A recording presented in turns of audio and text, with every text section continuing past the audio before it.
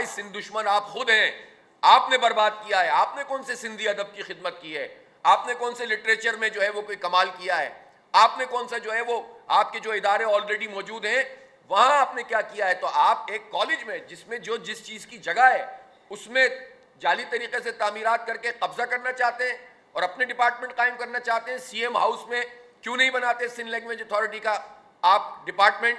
तो जो तालीम और तदरीस के लिए जो चीज़ मौजूद है उसको वहीं पर होना चाहिए। और डीजे कॉलेज जैसा जिसमें डॉक्टर अब्दुल कदीर खान मोहसिन पाकिस्तान जैसा आदमी पढ़ा हो, जिसमें ऐसे लोग तालीम हासिल कर चुके हैं जो पूरी दुनिया में पाकिस्तान का नाम रोशन कर रहे हैं, उसका बेड़ा गर्क किया हुआ है। और पहले तो उन्होंने प्री इंजीनियरिंग में दाखिले ही नहीं दिए और फिर जब शोर मचा तो उन्होंने उसका मेरिट गिरा दिया है। किसी सूरत ये तालीम दुश्मन इक़दाम काबिल कबूल नहीं है। इसलिए मैं वाज़ेह मुतालबा करता हूँ कि आज पुलिस इस बात का तसव्वुर भी ना करे कि वो इस्लामिया कॉलेज पे कोई यलगार कर सकती है। जमात इस्लामी उसकी मुज़ाहमत करेगी इंशाअल्लाह ताला। और इस्लामी जमीयत तलबा के वो नौजवान जो मुकदमा लड़ रहे हैं कराची के तालिब इल्मों की तरफ से जो मौजूद हैं वहाँ पर, जो एहतजाज भी कर रहे हैं और तदरीस का अमल बरकरार रखना चाहते हैं, हम उनको पूरी तरह सपोर्ट करते हैं, तमाम तालिब इल्मों को सपोर्ट करते हैं। और उस पर मैं समझता हूँ कि शहर की और तंजीमों को भी आवाज़ उठानी चाहिए। ये सब क्या सियासत हो रही है कि सिर्फ ज़ाती मकासद के लिए, वजारतों के लिए, गवर्नरशिप के लिए, इन तमाम चीज़ों के लिए तो एक्टिव हो जाएं, लेकिन शहर के ऊपर कब्जा हो रहा हो, तालीम दुश्मन इक़दाम हो रहे हो तो खामोश तमाशाई सब बन जाते हैं।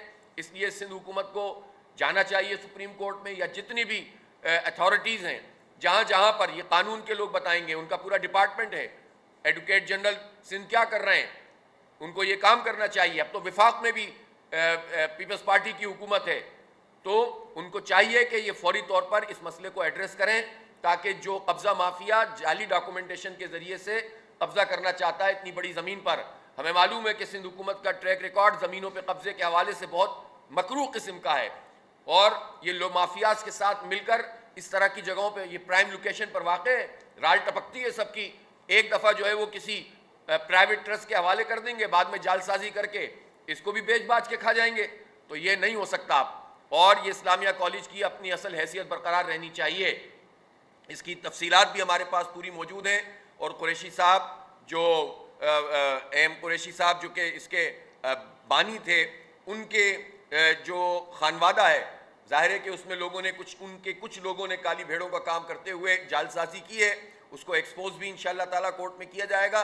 और उन्हीं की फैमिली के वो लोग कि जो इसका तहफ़्फ़ुज़ चाहते हैं और इसको चाहते हैं कि ये गवर्नमेंट के ही हवाले रहे और यहाँ बच्चे पढ़ते रहें, हम उनको पूरी तरह से इंशाअल्लाह सपोर्ट भी करेंगे।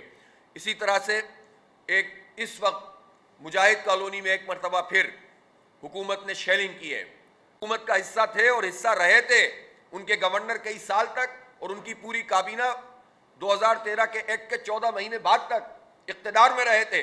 तो उस वक्त सारे इख्तियारात छीन लिए गए थे, और इख्तिदार से भी वो अलहदा इस एक्ट की वजह से नहीं हुए थे, वो अपने मसलों की वजह से हुए थे। इसलिए MQM पूरी तरह से शरीक जुर्म है। पीपल्स पार्टी ने जितना कब्जा इन बल्दियाती इदारों पे किया है उसमें बराबर की शरीक कार है, और जितने इदारे हमसे छीने जाते रहे उसमें शरीक जुर्म है। और अब ये कहते हैं कि चूंकि इख्तियार नहीं है इसलिए इलेक्शन ना कराया जाए। तो भाई 2020 में ये इलेक्शन ड्यू हुआ था। 2020 से अब तक आपने क्या किया? आपने कोई धरना दिए होते, आपने कोई एहतिजाज किया होता, आपकी असम्बली के मेंबरान कोई भूख हड़ताल पे बैठे होते, आपने कोई कराची के लिए काम किया होता, तो हम समझते कि आप कराची का इख्तियार चाहते हैं। आपने तो कुछ भी नहीं किया। धरने भी हमने दिए, 29 दिन हम सिंध असम्बली पर बैठे, तो आपने 15वें दिन एक धरनी की थी 2 घंटे की।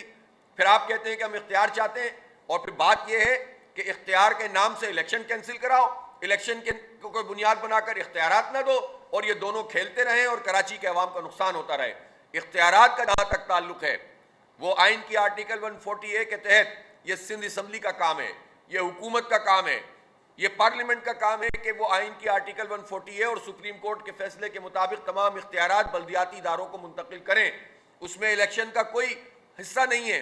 इलेक्शन भी साथ कराओ, इख्तियार भी साथ दो। इलेक्शन कैसे कैंसिल हो सकता है?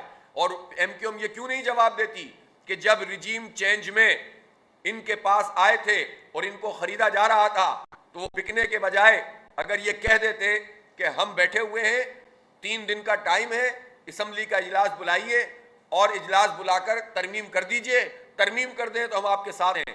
MQM ने यह काम नहीं किया। ये वजारतों पर बिक गए, ये अपनी मराहत पे बिक गए, ये अपने केसेस पे बिक गए।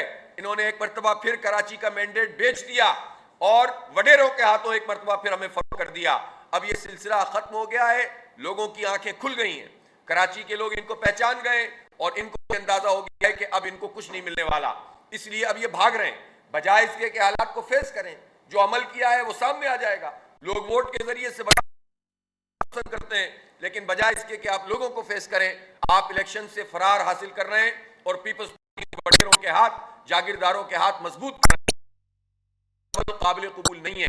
अब हर चीज एक्सपोज हो चुकी है। मैं पाकिस्तान तहरीक इंसाफ से भी कहना चाहता हूं कि जाहिर है वो एक बड़ी पार्टी है, उसको भी वाज़ेह और मुतय्यन तौर पर इलेक्शन के बारे में बात करनी चाहिए। हाई कोर्ट में उनका कोई एक मेंबर अगर चला गया तो फैसला जाहिर है कि आ गया। जमात इस्लामी की भी पिटीशन थी, लेकिन इलेक्शन कमीशन में जो उनके वकील पेश हुए, दरमियानी बात की, और जब चीफ इलेक्शन कमिश्नर रोटी कपड़ा और मकान की बात आप करते हैं, इस वक्त सिंध हुकूमत कहती है कि जिनके घर टूट गए हैं हम उनके घर बनाना चाहते हैं। अव्वल तो जो काम सिंध हुकूमत ने किया है रेस्क्यू का और रिलीफ का और रिहेबिलिटेशन का, वो भी करप्शन ही है। काम क्या करके दिया है इन्होंने? हमें तो मालूम है कि जहां जहां पर अंदरूनी सिंध में फ्लड आया है वहां पर हुकूमत ने क्या किया है, सिवाय इसके के आदाद शुमार पेश किए हैं कि इतने लाख मच्छरदानियां आ गई और इतने लाख खेमे आ गए, और वो कहाँ है वो खेमे और कहाँ है वो मच्छरदानियां किसी को नहीं मालूम है। इसमें भी इन्होंने लूट मार की है। उन गरीब डूबे हुए लोग जिनके मवेशी चले गए, जिनके बच्चे चले गए, जिनके घर टूट गए, उनके नाम पर भी इन जालिमों ने माल बनाया है, पैसा खाया है। और अब इनकी सूरत हाल ये है कि बजाय इसके कि उनकी बात तो वो कर रहे हैं कि हम तामीरात कर रहे हैं, लेकिन जिनकी तामीरात हुई हैं उनको तोड़ रहे हैं, उनको बेघर कर रहे हैं। भाई अगर वो सुप्रीम कोर्ट के ऑर्डर के तहत आप ये काम कर रहे हैं तो उसका एक पूरा मैकेनिज्म है, पूरा रिहेबिलिटेशन प्लान होता है, रीसेटलमेंट प्लान होता है। उसके तहत आप सर्वे करते हैं, सर्वे करने के बाद आप निगोशिएट करते हैं, बातचीत करते हैं और लोगों से मुतबादिल और उनकी कंपनसेशन की जाती है। और इस शहर कराची में ये काम नेमतुल्लाह खान साहब ने किया है, कामयाबी से किया है, लियारी एक्सप्रेसवे में, और इसी तरह से पुरानी सब्जी मंडी के मामले में, इसी तरह गोल मार्केट ना। लेकिन इन सारी चीजों को करने के बजाय आप रहते बसते लोगों के ऊपर बिल्डोजर चला दें, और अगर कोई सामने आकर अपना घर बचाना चाहे तो उसके ऊपर शेलिंग कर दें। आज सुबह भी शेलिंग की गई है। मैं इसकी शदीद मजम्मत करता हूं। इस सिलसिले को रुकना चाहिए। ये कौन से अज़ाइम है ये पूरा करना चाहते हैं? जो प्रोटोकॉल है, जो तरीक़ेकार है, उसको फॉलो किया जाए, मुतबादिल और कंपनसेशन की बात की जाए, उनके जो स्टेक होल्डर्स हैं उनके साथ बैठकर निगोशिएट करके फिर चीज़ों को सेटल किया जाए। इस तरह जो लोग मौजूद हैं उनको नहीं तोड़ा जा सकता। 50-50 साल से अगर कोई वहाँ रह रहा है और जिन्होंने बुनियादी तौर पर कब्जा किया था या बाद में कब्जे होते रहे, तो जिन्होंने कब्जा करवाया था उनके लिए सजा क्यों नहीं होती? अभी भी कब्जों का ये अमल तो शहर में जारी है। पहले जो है वो स्कीम 33 दे के शाहकार बनी हुई है, यही पीपुल्स पार्टी है। ये पहले झोपड़ियां लगवाते हैं, झोपड़ियां लगवा के वहां पर कोई मजहबी चीज कायम करवा देते हैं, फिर उसके बाद लोगों की जाती जमीनों के ऊपर कब्जा कर लेते हैं।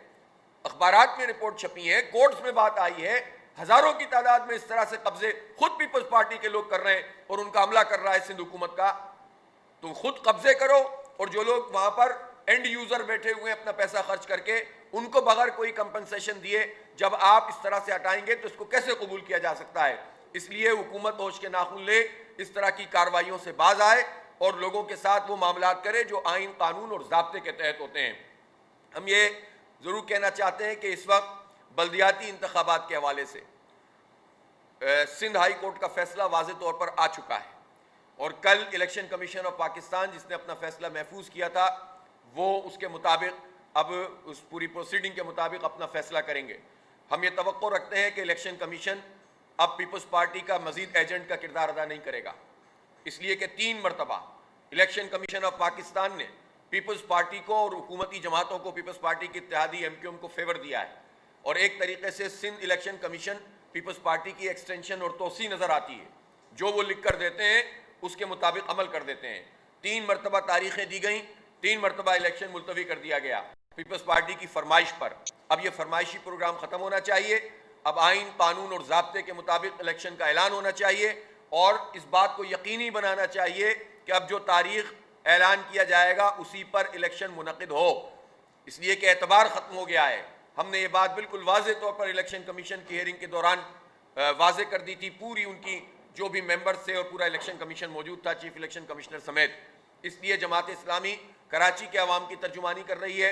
एक तरफ बदकिस्मती से सारी पार्टियां हैं जो इलेक्शन से फरार हासिल करना चाहती हैं, और दूसरी तरफ जमात इस्लामी है। MQM को सारे इख्तियारात इस वक्त याद आ रहे हैं जब 2013 में वो हुकूमत का हिस्सा थे। हुकूमत ने ये कहा कि आप बताएं कि इन सारे सर्कमस्टांसेस में इलेक्शन नहीं होने चाहिए, तो उन्होंने कहा ये नहीं हो तो इलेक्शन नहीं होने चाहिए। इसका मतलब ये है कि PTI को भी वजाहत करनी चाहिए कि वो इलेक्शन चाहते हैं कि नहीं चाहते। इख्तियारात का बहाना बनाकर अगर MQM ये काम कर रही है, तो अगर PTI भी ये काम करेगी तो फिर हम किससे बात करेंगे। इसलिए PTI की पूरी लीडरशिप को वाज़े तौर पर कराची में बल्दियाती इलेक्शन पर अपना मौक़िफ़ देना चाहिए। हमें पार्टियों से मैं ये कहता हूँ कि वो लोगों को गुमराह ना करें कि आप कहें कि चूंकि इख्तियारात नहीं है इसलिए इलेक्शन नहीं होगा। इख्तियारात के लिए इदारा मौजूद है, कोर्ट वो मौजूद है, सिंध असम्बली मौजूद है, उसकी सिलेक्ट कमेटी मौजूद है, एहतजाज का पूरा मैदान मौजूद है। तो इख्तियारात और इलेक्शन को एक दूसरे से जोड़कर ये इलेक्शन से फरार हासिल करने का जो काम है ये नहीं होना चाहिए। जाहिर सी बात है, पब्लिक ओपिनियन पोल भी हो रहे हैं, ग्राउंड पर लोगों को पता चल रहा है कि जमात इस्लामी एक बड़ी ताकत के तौर पर शहर में उभर गई है, और इंशाअल्लाह ताला जमात इस्लामी के हाथों ही शहर की तामीर और तरक्की का काम फिर से शुरू होगा। और जब ये वाज़े तौर पर लोगों की राय सामने आई है तो हर पार्टी परेशान है, और उनके अपने वोटर और सपोर्टर भी जमात इस्लामी को सपोर्ट करते हुए दिखाई देते हैं। तो ये लोग फिर कहते हैं कि फिर इलेक्शन ही ना कराओ। बहरहाल इलेक्शन होगा इंशाअल्लाह। इलेक्शन कमीशन को अवाम की उमंगों के मुताबिक फैसला करना चाहिए और उसके ऊपर कायम रहना चाहिए। इस मौके पर मैं ये ज़रूर कहना चाहूँगा कि कल की हियरिंग में जहाँ वो इलेक्शन का फैसला करें, चीफ इलेक्शन कमिश्नर को चाहिए कि नाजायज़ एडमिनिस्ट्रेटर का जो तकर्रुर हुआ है सिंध में और ये ख़ास तौर पर शहर कराची में, उसको बरतरफ करने का भी वो ऐलान करें। और इसी तरह से कोई जो ज़ाब्ते के तहत नई स्कीमों का ऐलान किया जाता है और फिर ख़रीद व फ़रोख्त की जाती है, उस अमल को भी रोकने का काम करना इलेक्शन कमीशन की जिम्मेदारी है। हमारे इल्म में ये बात आ रही है कि बाज़ हुकूमती वज़रा जब उन्होंने देखा है कि अब इलेक्शन से फरार हासिल नहीं किया जा सकता, तो उन्होंने लोगों को धमकाने और ख़रीद व फ़रोख्त का काम करना शुरू कर दिया है। अगर ये इस काम से वो बाज ना आए तो जमात इस्लामी इसके ऊपर फिर एक्शन लेगी कानूनी तौर पर, और पॉलिटिकली हम इन चीज़ों को एक्सपोज करेंगे। मैं बिलावल भुट्टो जरदारी साहब से, आसिफ अली जरदारी साहब से, जाहिर है कि आप लोग को चेयरमैन हैं, आपका ये काम है कि आप पार्टी के उन वज़रा को लगाम दें कि जो लोगों की ख़रीदो फ़रोख्त का काम कर रहे हैं, धमकाने का काम कर रहे हैं। आप में अगर दम है तो आप अपनी कारकर्दगी की बुनियाद पर आइए। आपके पास तो हुकूमत भी है, इख्तियार भी है, आपने तो सब कुछ करके दिखा दिया है। और आप तो कहते हैं कि हमने लोगों के दिल फतह कर लिए हैं, तो आप लोगों के दिल फतह करें, उनको धमकियां ना दें। अगर सियासी जमातों के वर्कर्स को और उनके चेयरमैन को और उनके काउंसलर को लालचें दी जाएंगी और धमकियां देकर उनकी वफादारियां बदलने की कोशिश की जाएगी, तो इस अमल को हम एक्सपोज करेंगे। इसलिए मैं तवक्को रखता हूं कि ये मकरू और घिनौना खेल बाज़ सीनियर वज़रा जो पीपल्स पार्टी के खेल रहे हैं या खेलना चाहते हैं मजीद, जिसका इन्होंने ऐलानात किए हैं, इससे बाज आ जाएं, वो सियासी मैदान में आएँ और हमारा मुकाबला करें। इस मकरू मैदान के अंदर आएंगे तो फिर जाहिर सी बात है कि फिर स्ट्रेटजी भी दूसरी हो जाएगी। इसलिए इन तमाम चीज़ों पर गौर करना चाहिए और शहर को उसका हक मिलना चाहिए। बहुत बहुत शुक्रिया।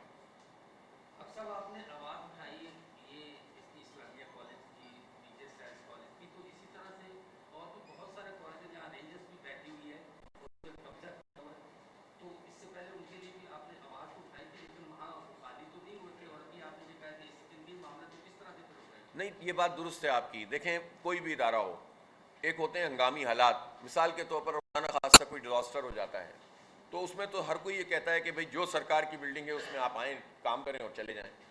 शहर में अमन अमान के हालात ख़राब थे 1989 में, जब कत्ल मुकातला पीपल्स पार्टी MQM ये सब लोग कर रहे थे, उस वक्त पाकिस्तान रेंजर्स आए थे, और बाज़ जगहों पर तालीमी इदारों में भी, हॉस्टल्स में भी और कुछ सरकारी इमारतों में भी इनको बिठाया गया था।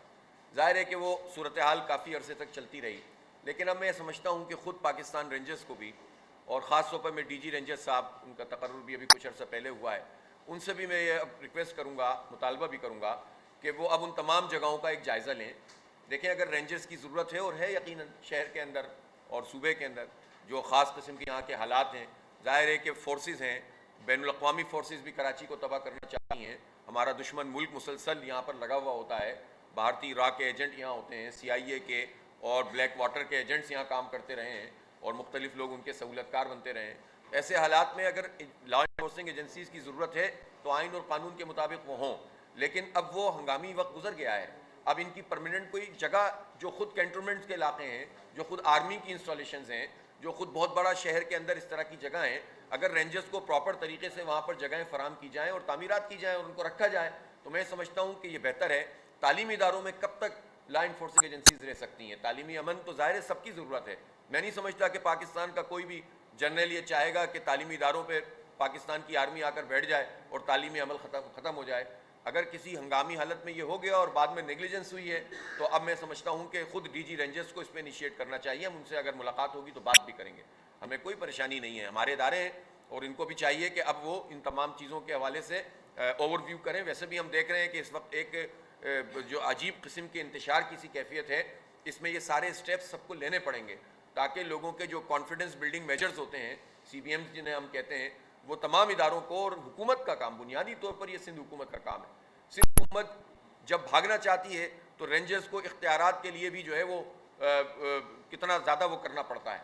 जब नहीं देना चाहते तो आप रगड़ा देते रहते हैं, लेकिन जो काम आपके करने का है उसके लिए कोई बंदोबस्त नहीं कर रहे। आप सिंध हुकूमत का काम है वो रेंजर्स के लिए मुतबादिल जगहें फराम करें। तो मैं तो समझता हूँ कि तमाम तालीमी इदारे और तमाम जगहों से रेंजर्स की ये प्रॉपर वहाँ पर रिहाइश गाहें हैं, उनको ख़त्म करके उनको तालीम के मकासद के लिए इस्तेमाल होना चाहिए और रेंजर्स के लिए अलहदा से इंतज़ाम करना चाहिए।